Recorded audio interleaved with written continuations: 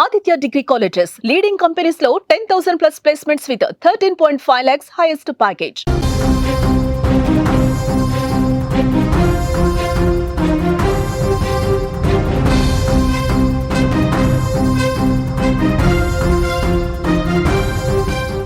Big breaking news చూస్తున్నాం. రేపే భారతీయ nurse నిమిష ప్రియకు ఉరి శిక్ష పడబోతోంది. శిక్ష ఆపటానికి బ్లడ్ మనీ ఒక్కటే మార్గం. పరిహార ధనం హతుడి కుటుంబ సభ్యులు తీసుకుంటే నిమిష ప్రియ బయటపడే ఛాన్స్ ఉంది. ఎవరితో మాట్లాడాలన్నదే ఇప్పుడు ప్రశ్న. నర్సును రక్షించేందుకు భారత్ ప్రయత్నాలు చేస్తోంది. రంగంలోకి పేరొందిన షేకులు దిగబోతున్నారు. యెమెన్లో భారతీయ నర్సు నిమిషప్రియకు ఉరిశిక్ష ఆగుతుందా లేదా, ఆమె ప్రాణాలతో బయటపడుతుందా లేదా, అందరిలో కూడా ఇదే చర్చ జరుగుతోంది. ఉత్కంఠ కనిపిస్తోంది. నిమిషప్రియ ఉరిశిక్షకు సమయం దగ్గర పడుతుంది. జూలై 16వ తారీఖున ఆమెను ఉరి తీయబోతున్నారు. నిమిషప్రియకు ఉరిశిక్ష ఆగాలంటే బ్లడ్ మనీ మాత్రమే ఒకటే దారి. హూతీల పాలనలో ఉన్న యెమెన్ చట్టాల ప్రకారం నేరం రుజువైన తర్వాత కూడా దోషిని బాధిత కుటుంబం క్షమిస్తే శిక్ష నుంచి తప్పించుకోగలుగుతుంది. అందుకోసం బ్లడ్ మనీ కింద వారు డబ్బులు తీసుకోవడానికి అంగీకారం తెలపాలి. కుమార్తెను ప్రాణాలతో రక్షించడానికి ఆమె తల్లి శత విధాలా ప్రయత్నం చేస్తోంది. అడిగినంత ఇవ్వటానికి డబ్బు రెడీగా ఉంది. వారిని ఒప్పించడానికి ఓ సామాజిక కార్యకర్త ద్వారా నిమిషప్రియ తల్లి చర్చలు జరుపుతోంది. కానీ ఈ విషయంపై చర్చించేందుకు ఆ కుటుంబం హూతీ యంత్రాంగం నిరాకరిస్తోంది. 8.6 కోట్లు ఇచ్చేందుకు సిద్ధమైన బాధిత కుటుంబం మాత్రం తీసుకోవటానికి ముందుకు రాకపోవటం ఇప్పుడు అందరిలోనూ ఒక ఆందోళన రేపుతుందని చెప్పాలి. భారతదేశం కూడా నర్సును రక్షించేందుకు ప్రయత్నాలు చేస్తోంది. ఆమెను రక్షించడానికి దౌత్య మార్గాల్లో కృషి చేయాల్సిందిగా భారత ప్రభుత్వాన్ని ఆదేశించాలని కోరుతూ save Nimishapriya international action council సంస్థ సుప్రీంను ఆశ్రయించిన విషయం తెలిసిందే. ఈ పిటిషన్పై ధర్మాసనం విచారణ జరిపింది. కేంద్రం తరఫున అటార్నీ జనరల్ హాజరయ్యారు. కోర్టు ముందు కీలక విషయాలు వెల్లడించారు. హూతీలతో దౌత్యపరమైన సంబంధాలు లేవు, అదే మనకి ఇబ్బందిగా ఉంది.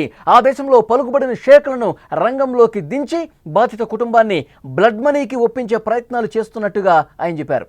అలాగే ఉరిశిక్షను వాయిదా వేయటం లేదా నిలిపివేయటం సాధ్యమేనా అని ప్రాసిక్యూటర్కు లేఖ రాసినట్టు వెల్లడించారు. ఈ విషయంలో ప్రభుత్వం ఇంతకంటే ఏమీ చేయలేదని తెలపడం ఇప్పుడు ఆందోళన కలిగిస్తోంది. నిమిషప్రియను కాపాడేందుకు కేరళకు చెందిన సున్నీ ముస్లింల మత గురువు షేక్ అబూబకర్ అహ్మద్ ముస్లియార్ ప్రయత్నాలు మొదలుపెట్టారు. 94 ఏళ్ల అబూబకర్ యెమెన్లో మతాధికారులతో చర్చలు జరుపుతున్నారు. చివరి నిమిషంలో వారు అంగీకరించి బ్లడ్ మనీ తీసుకుంటేనే నిమిషప్రియ ప్రాణాలతో బయటపడగలదు, లేకుంటే ఉరిశిక్ష తప్పదు. ఇదే ఉత్కంఠ కనిపిస్తోంది. ప్రతి ఒక్కరూ కూడా నిమిషప్రియకు ఉరిశిక్ష పడకుండా ఆపితే బాగుండు అని చెప్పి దేశ ప్రజలంతా ఆలోచిస్తున్నారు. దేశ ప్రజలంతా ఇదే విధంగా జరగాలని కోరుకుంటున్నారు. కానీ అక్కడ బాధిత కుటుంబం మాత్రం డబ్బులు తీసుకోవడానికి ఇంకా ముందుకు రాలేదు. అక్కడ హూతీ యంత్రాంగం కూడా ఈ డబ్బులు ఆ బాధిత కుటుంబానికి ఇప్పించే ప్రయత్నాలని అడ్డుకుంటున్నట్టుగా తెలుస్తోంది. కేరళలోని పాలక్కడకు చెందిన నిమిష 2008లో యెమెన్కు వెళ్లారు. రాజధాని సనాలో సొంత క్లినిక్ ఏర్పాటు చేసుకునేందుకు 2015లో ఆ దేశస్థుడైన మెహదీ సాయం తీసుకున్నారు. ఆ ఏడాది నిమిష నెల రోజుల సెలవుపై కేరళ వచ్చినప్పుడు మెహదీ కూడా ఆమెతో పాటు వచ్చారు. ఆ తర్వాత అతడితో ఆమెకు విభేదాలు వచ్చాయి. ఈ క్రమంలో ఆమె పాస్పోర్ట్ను అతడు తీసుకోవడంతో నిమిషకు ఇండియా వచ్చే అవకాశం లేకుండా పోయింది. ఈ నేపథ్యంలో తన పాస్పోర్ట్ స్వాధీనం చేసుకోవడానికి 2017లో అతడికి నిమిష మత్తు ఇంజెక్షన్ ఇవ్వగా అతడు చనిపోయాడు, డోసు ఎక్కువై. అక్కడ ఆమెకు మరణశిక్ష విధించింది కోర్టు. ప్రస్తుతం నిమిష ఆ దేశ రాజధాని సనాలోని జైల్లో ఉన్నారు. నిమిష విషయంలో అసలు ఏం జరుగుతుందో క్షణక్షణం ఉత్కంఠ కనిపిస్తుంది. ఎందుకంటే సమయం ఎక్కువ లేదు. 16వ తారీఖు ఉరిశిక్ష ఎట్టి పరిస్థితుల్లో విధించి తీరుతామని చెప్పి అక్కడ ప్రయత్నాలు కూడా ప్రారంభమయ్యాయి.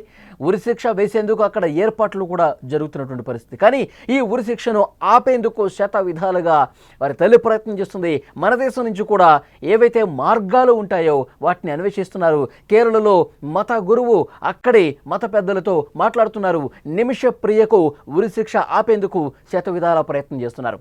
అయితే సుప్రీంకోర్టులో పిటిషన్ సందర్భంగా కేంద్రం చాలా స్పష్టంగా చెప్పింది, అక్కడ హూతీలతో మనకి ఎలాంటి దౌత్యపరమైనటువంటి సంబంధాలు లేవు, ఎలాంటి దౌత్యపరమైనటువంటి రిలేషన్స్ లేని కారణంగా ఇబ్బందులు ఎదుర్కోవాల్సి ఉంటుంది. నిమిష విషయంలో ఏమీ చేయలేకపోతున్నట్టుగా కేంద్రం ప్రకటించడంతో అందరిలోనూ ఒక టెన్షన్ కనిపిస్తోంది. ఎందుకంటే దేశ స్థాయిలో కూడా జరగలేదు అంటే ఇది చాలా సెన్సిటివ్ విషయంగా మారినటువంటి పరిస్థితి ఉంది. ఎందుకంటే అసలు భారతదేశం అక్కడ ఉన్న ప్రభుత్వాలతో ఎందుకు చర్చలు జరపలేకపోతుందంటే అక్కడ రెండు సమాంతరంగా నడిచే ప్రభుత్వాలు ఉన్నాయి. ఒకటి ప్రపంచం అంగీకరించినటువంటి ప్రపంచం చాలా దేశాలు దౌత్య సంబంధాలు నిలిపే ప్రెసిడెన్షియల్ కౌన్సిల్, అలాగే అక్కడ హూతీ రెబల్స్ కూడా సమాంతర ప్రభుత్వాన్ని నడిపిస్తూ ఉన్నారు. హూతీ రెబల్స్ నేతృత్వంలో ఉన్నటువంటి పొలిటికల్ కౌన్సిల్ ఏదైతే ఉందో ఈ రెండు సమాంతరంగా నడుస్తున్నాయి కాబట్టి ఇబ్బందికర పరిస్థితి ఏర్పడింది. ఎందుకంటే మన దేశం ఏదైతే ప్రపంచం గుర్తించిన ఆమోదం పొందిన ఆ కౌన్సిల్తో ఆ ప్రభుత్వంతో చర్చలు జరుపుతోంది, దౌత్యపరంగా సంబంధాలు ఉన్నాయి.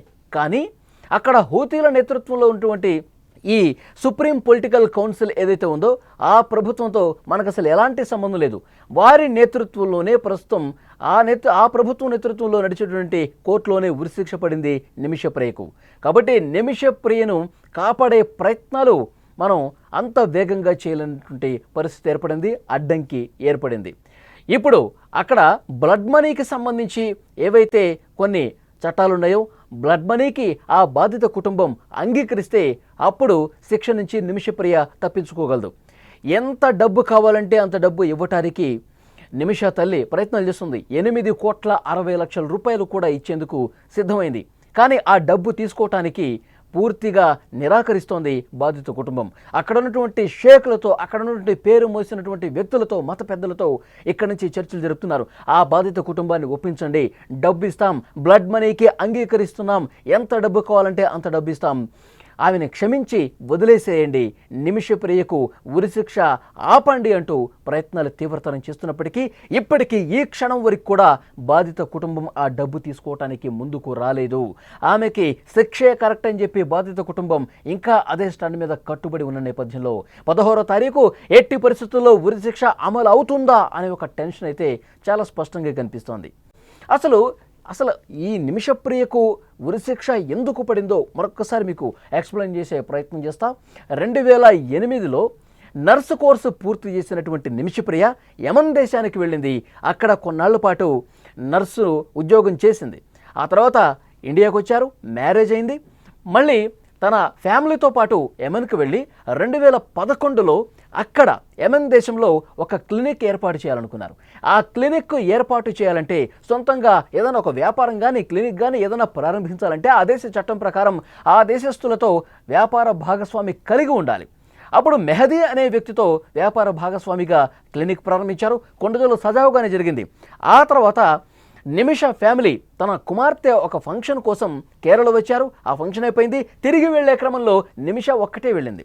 ఎందుకంటే పూర్తిగా అక్కడ బిజినెస్ని కొంత సెటరేట్ చేసుకుని జీరో చేసుకుని ఇక్కడికే కేరళకి వచ్చే ఇక్కడే మనం ఒక క్లినిక్ పెట్టుకుందాం అని చెప్పి ఆ ఫ్యామిలీ అనుకుంది. దాంట్లో భాగంగానే నిమిష ఒక్కటే అక్కడ యమన్ దేశానికి వెళ్ళింది. అక్కడ ఉన్నటువంటి వ్యాపార భాగస్వామి మెహదీతో సంప్రదింపులు జరిపింది. అతను ఒప్పుకోలేదు. పూర్తిగా ఇక్కడ నాకు ఏదైతే డబ్బు రావాలో అది పూర్తిగా ఇచ్చిన తర్వాత ఇక్కడ నువ్వు కదలాలి అని చెప్పేసి అతను అన్నాడు. ఇంకా డబ్బులు రావాల్సిందే ఉందంతా బాగానే ఉంది కదా, నీకు ఏది ఇవ్వాలో అది ఇచ్చేసాం కదా అని చెప్పి ఒక గొడవలు కూడా జరిగినటువంటి పరిస్థితి ఉంది. కానీ మెహదీ దానికి ఒప్పుకోలేదు. డబ్బు లాక్కోవడంతో పాటు పాస్పోర్ట్ కూడా లాక్కున్నాడు. నిమిషా నువ్వు వెళ్ళటానికి వీలేదు, నువ్వు ఇక్కడే ఉండాలి, ఎన్ని సంవత్సరాలైనా ఈ క్లినిక్లో ఉండాలి, నా దగ్గరే ఉండాలని చెప్పి కండిషన్స్ పెట్టాడు, బెదిరించే పరిస్థితికి వచ్చాడు.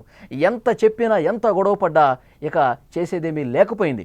అందుకే నిమిష తన ప్రాణ రక్షణ కోసం, తన ఫ్యామిలీని కలవటం కోసం, ఇండియాకి తిరిగి వచ్చేయటం కోసం చేసేదేమీ లేక మత్తు ఇంజెక్షన్ ఇచ్చింది. ఆ డోస్ ఎక్కువైపోయింది. పూర్తిగా మత్తులోకి వెళ్ళిపోయి కోమాలోకి వెళ్ళిపోయి చనిపోయాడు. ఆ తర్వాత ఆ డెడ్ బాడీని దూరంగా పడేసే ప్రయత్నం చేసింది. ఆ వెంటనే యెమెన్కు అతని దగ్గర ఉన్నటువంటి పాస్పోర్ట్ను కూడా లాగేసుకుని ఇండియాకి తిరిగి వచ్చే క్రమంలో ఎయిర్పోర్ట్లో పోలీసులు అరెస్ట్ చేశారు. ఆ దేశ రాజధాని జైల్లో ఉన్నారు. జైల్లో ఉండగా అక్కడ హూతీల నేతృత్వంలో ఉన్నటువంటి కోర్టులు, పోలీసులు ఆమెకి మరణశిక్ష వేసినటువంటి పరిస్థితి ఉంది అక్కడ ట్రయల్ కోర్టు. ఇక్కడ వచ్చినటువంటి అడ్డంకి ఏంటంటే అక్కడ మన దేశం నిరంతరం సంప్రదింపులు జరిపే ప్రపంచం గుర్తించినటువంటి ఏదైతే ప్రభుత్వం ఉందో ప్రెసిడెన్షియల్ కౌన్సిల్ ప్రభుత్వం, ఆ ప్రభుత్వం ఉంటే గనక ఏదో ఒకటి చేసి నిమిషను సేఫ్గా ఇండియాకి తీసుకొచ్చేవాడు. కానీ అక్కడ ఆమె బందీ అయింది, ఆమె జైల్లో ఉంది, ఆమెకి శిక్ష వేసింది అక్కడ హూతీ రెబల్స్ నేతృత్వంలో ఉన్నటువంటి ప్రభుత్వం. కాబట్టి దాంతో ఆ హూతీ రెబల్స్ ప్రభుత్వంతో మన దేశానికి అసలు ఎలాంటి దౌత్యపరమైనటువంటి సంబంధం లేవు, ఎలాంటి కాంటాక్ట్స్ లేవు. కాబట్టి మన దేశం ఏమీ చేయలేకపోతుంది నిమిష విషయంలో, నిమిషకు పడ్డటువంటి ఈ మరణశిక్ష విషయంలో. ఇప్పుడు బ్లడ్ మనీ ఒకటే మార్గం. అక్కడ శిక్ష పడిందంటే దాన్ని తప్పించుకోవటానికి దౌత్యపరమైన సంబంధాలు లేనప్పుడు బ్లడ్ మనీ ఒకటే మార్గం. బ్లడ్ మనీ అంటే ఏదైతే బాధిత కుటుంబం ఉందో ఆ కుటుంబానికి డబ్బు ఇచ్చి క్షమాపణ కోరాలి. ఆ డబ్బు వాళ్ళు తీసుకొని మనల్ని క్షమిస్తే కనుక అప్పుడు అక్కడే హూతీ ప్రభుత్వం వెనకడుగు వేస్తుంది. హూతీ ప్రభుత్వం నిమిషకు పడ్డటువంటి ఆ మరణ శిక్షను వెనక్కి తీసుకునే అవకాశం ఉంటుంది. కానీ ఆ బాధిత కుటుంబం కానీ అక్కడ ఉన్నటువంటి హూతీ ప్రభుత్వం అధికార యంత్రాంగం కానీ ఈ డబ్బు తీసుకోవటానికి నిరాకరిస్తున్నారు. ఈ డబ్బు తీసుకుని అక్కడ బాధిత కుటుంబానికి ఇచ్చే ప్రక్రియలో ఒక్క అడుగు కూడా ముందుకు పడట్లేదు. వాళ్ళు శిక్షే సరైంది. నిమిష మెహదీని చంపేసింది, ఇక్కడ చట్టాల ప్రకారం ఆమెను శిక్షించాల్సిందని చెప్పి ఇంకా అదే విషయానికి అక్కడ బాధిత కుటుంబం కట్టుబడి ఉన్నటువంటి పరిస్థితి ఉంది. ఈ విషయంలో మరి ఏం జరగబోతుందో ఒక టెన్షన్ అయితే కనిపిస్తోంది. ఎందుకంటే అక్కడి మత పెద్దలతో నిరంతరం సంప్రదింపులు జరుగుతున్నారు.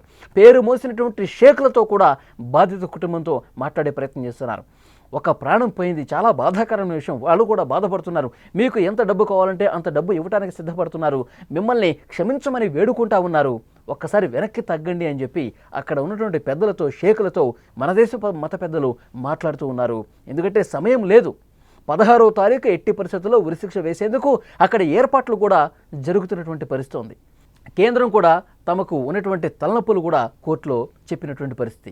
దౌత్యపరంగా ఎలాంటి సంబంధాలు లేవు కాబట్టి అక్కడ హూతీ రెబల్స్తో ఏమీ చేయలేకపోతున్నాం. బ్లడ్ మనీ ఒకటే మార్గం, అటువైపుగా ప్రయత్నాలు చేస్తున్నాం. కానీ ఇక ప్రభుత్వం పరంగా దేశం పరంగా దౌత్యపరమైన మార్గం మూసుకుపోయిందని కూడా కేంద్రం చెప్పిందంటే పరిస్థితి ఎంతటి భయంకరంగా ఉందో అర్థం చేసుకోవచ్చు.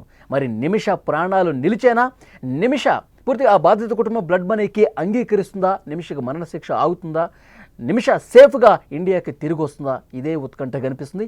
మరికొద్ది గంటల్లో ఏం జరగబోతుందన్నది చూడాలి.